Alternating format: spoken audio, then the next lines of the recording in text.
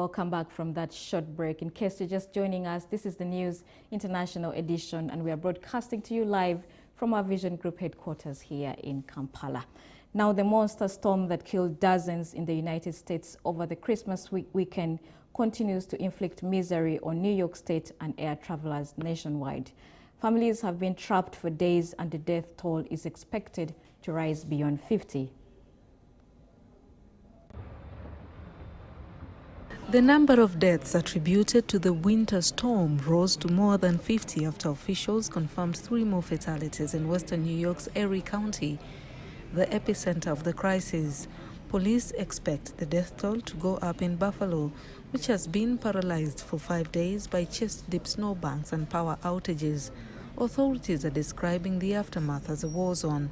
It was a lot of snow, man. Cars were stuck. People were still trying to drive in that stuff, man. It was crazy, dude. I was at work when it started, and then I was stuck there. I was stuck there for over 40 hours. Too many people were driving. Too many people were not listening to the band.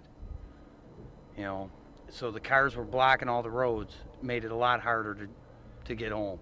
As temperatures plummeted, commuters and some residents fleeing their freezing homes became trapped on highways, unable to be rescued. The problem was compounded when some areas were rendered inaccessible to ambulances for dozens of hours, and snow plows were unable to perform their job due to the ferocity of the storm, necessitating rescuers themselves to be rescued in certain cases.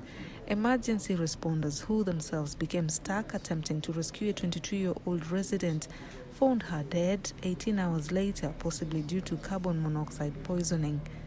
In a city well accustomed to snowstorms, some residents were blaming a travel ban they said was enacted too late on Friday morning as contributing to the mayhem. I've been in Buffalo since 1970, February 5th, 1970. I immigrated here from Romania, and this is the worst thing I've seen in Buffalo, New York since I've been here. Well, the snow has been here for like 36 hours, but you know what? It's okay. It could be worse. Could be worse. The perfect storm of fierce snow squalls, howling wind and sub-zero temperatures forced the cancellation of almost 20,000 U.S. flights in recent days. Most of the cancellations on Tuesday were at Southwest Airlines, which pulled more than 60% of its flights due to cascading logistics issues, earning it a rebuke from the U.S. government. U.S. President Joe Biden on Monday approved an emergency declaration for New York State, freeing up funds to help it recover from the disaster. Buffalo's International Airport remained closed until Wednesday morning, and a driving ban is in effect for the city. The National Weather Service forecast a respite of warmer temperatures around 50 degrees Fahrenheit or 10 degrees Celsius by the weekend, although officials warn that melting snow could result in minor flooding.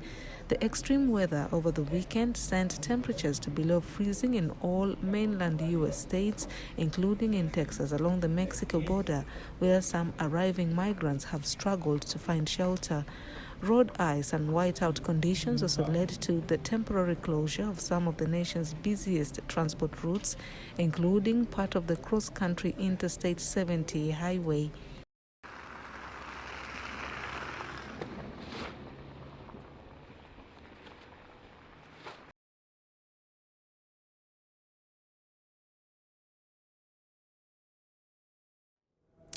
More than 10,000 flights have been cancelled over Christmas holiday, causing chaos at airports across America. Southwest Airlines is in the hot seat as the airline behind the lion's share of the weather-linked travel mayhem. The Dallas-based domestic forecast carrier, which has historically enjoyed a strong reputation with consumers, drew withering expletive-filled rebukes on social media, where labor leaders also highlighted horror stories from stranded airline employees. Southwest Airlines' performance is under scrutiny in the wake of a brutal winter storm that began ahead of Christmas, wreaking havoc with holiday travel networks and causing some 50 fatalities. But while operations had largely returned to normal at American Airlines and United Airlines by Tuesday, Southwest cancelled more than 2,500 flights, or nearly two-thirds of planned departures, according to tracking website FlightAware. That's on top of some 8,150 flights cancelled over the prior 5-day stretch. The debacle weighed on company shares and drew attention in Washington, with Transportation Secretary Pete Buttigieg calling it an unacceptable situation. Southwest has apologized for the chaos, describing the inconvenience to customers as unacceptable. Airline officials have acknowledged that outdated systems contributed to the problems. Southwest Chief Executive Bob Jordan alluded to a lack of tools, adding in a December 25th message to employees that the airline is in the process of upgrading some of those systems. Unions are pointing to chronic underinvestment as a driver of the problems. The union, along with the Southwest Airlines Pilots Association, has been mired in labor negotiations with Southwest on a new contract.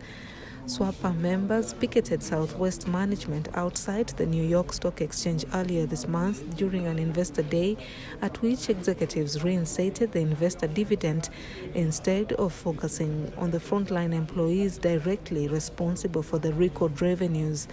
At the meeting, Jordan and other Southwest executives highlighted investment in a new computer system for revenue management, and Jordan also expressed confidence the company would settle on contracts with unions. Reinstating the dividend was a priority to restore value to our shareholders, Jordan said, who added that reviving share buybacks would have to wait. Southwest shares have fallen 6.0% to $33.94.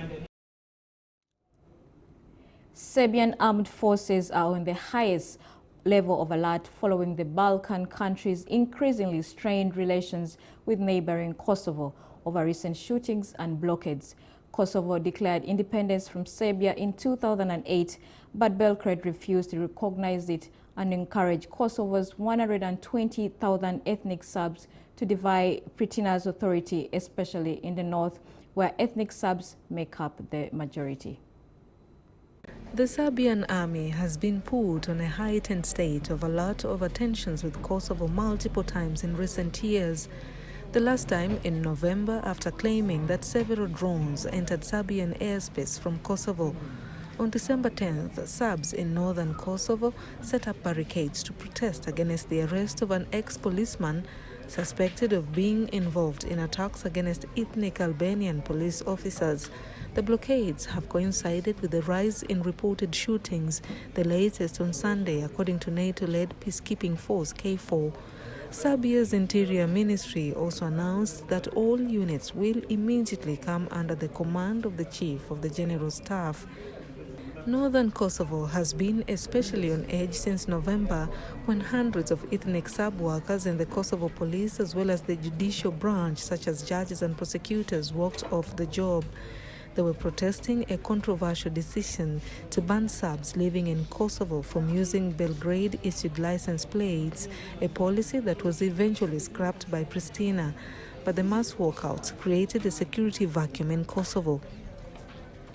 Pristina attempted to schedule the December 18th local elections in sub-majority municipalities, but it was postponed after the announcement caused widespread outrage, and the main sub-political party said it would stage a boycott.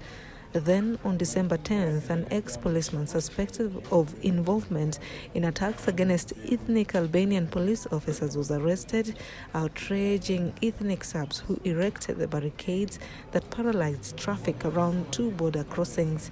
Just hours after the barricades were erected, Kosovo police said they suffered 3 successive firearm attacks on one of the roads leading to the border. KFOR, which has increased its presence and patrols in the region in recent months, is investigating the incident. Kosovo's Security Council, which met on Monday, blames Serbia for the latest deterioration in relations. It accuses Serbia of acting with all available means against the constitutional order of the Republic of Kosovo. Serbs account for about 120,000 of Kosovo's 1.8 million people, which is predominantly ethnic Albanians. Underneath the calm turquoise waters of eastern Thailand, a rapidly spreading disease is killing corals over vast stretches of the seafloor, and scientists fear it may be getting worse because of climate change. Yellow band disease is named for the color it turns corals before destroying them. It was first spotted decades ago and has caused widespread damage to reefs in the Caribbean. There is no known cure, but it was detected for the first time off Thailand's eastern coast just last year, near the popular tourist city of Pattaya, and has already spread over roughly 600 acres of the sea. Corals can't remain alive when they're exposed to yellow band disease. They will die gradually. The damage will be prominent for the corals with this disease. Scientists believe overfishing, pollution and rising water temperatures because of climate change may be making the reefs more vulnerable to yellow band disease. The disease's impact cannot be reversed, unlike the effects of coral bleaching. We haven't come up with a method to stop the proliferation of the bacteria that causes the disease. We don't know clearly the cause of the bacteria, so we don't know how to prevent it.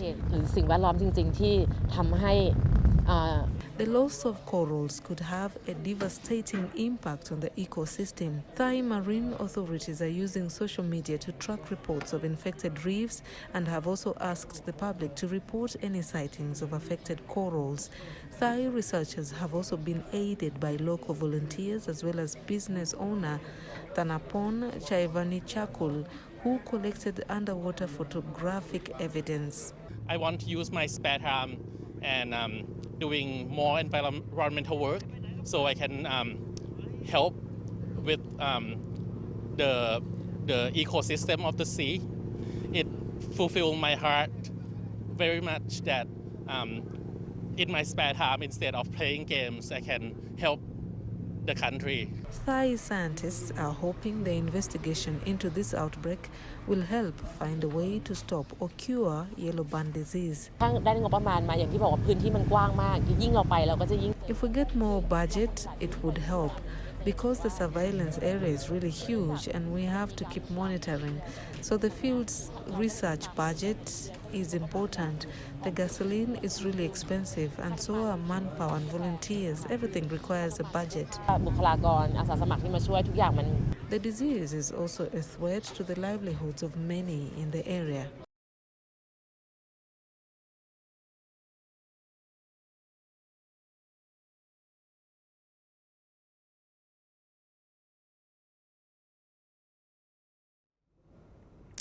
And that brings us to the end of our News International edition. Thank you for watching. I'm Emma Akwero.